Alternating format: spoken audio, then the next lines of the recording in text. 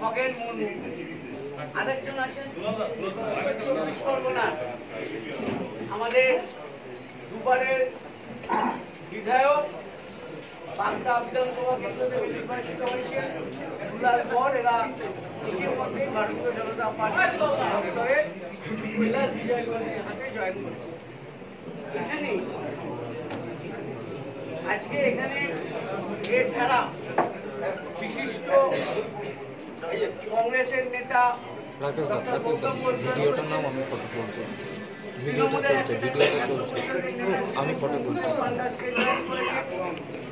এরা ছাড়া ওদের যারা জয়েন করেছেন আজকে এই মুহূর্তে এখানে আপনারা অপেক্ষা করছেন, তার কারণ হচ্ছে যে আমাদের দক্ষিণ দমদমের তৃণমূল যুবার এক্স প্রেসিডেন্ট, বর্তমানে ভাইস প্রেসিডেন্ট উত্তর চব্বিশ পরগনা কংগ্রেসের, ওনার মা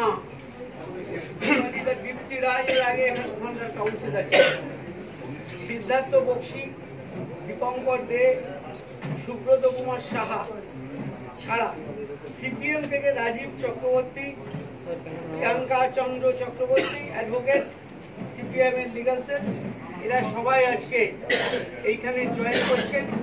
আমাদের উত্তর চব্বিশ পরগনা জেলার ভারতীয় জনতা পার্টির বিশেষত বারাসাত, বসিরহাট এই দুটো জেলার পাশে বনগাঁ নিয়ে যিনি বারাসাতের সভাপতি প্রদীপবাবু এখানে আছেন, প্রদীপবাবুর হাত দিয়ে আজকে সাহেবরা সবাই জয়েন করছেন। হাওড়ার চন্দন রাক্সেল, উনিও তৃণমূল কংগ্রেস করতেন। পতাকা নিয়ে তো একটা প্রাক্তন সভাপতি নিয়ে একটা পতাকা নিয়ে আসেন, নিয়ে এই সাহেব এদিকে আয়।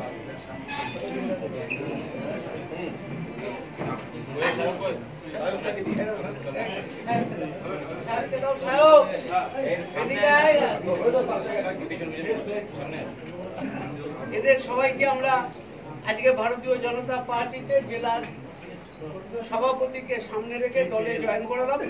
এরা সব অল্প বয়স্ক যুবক।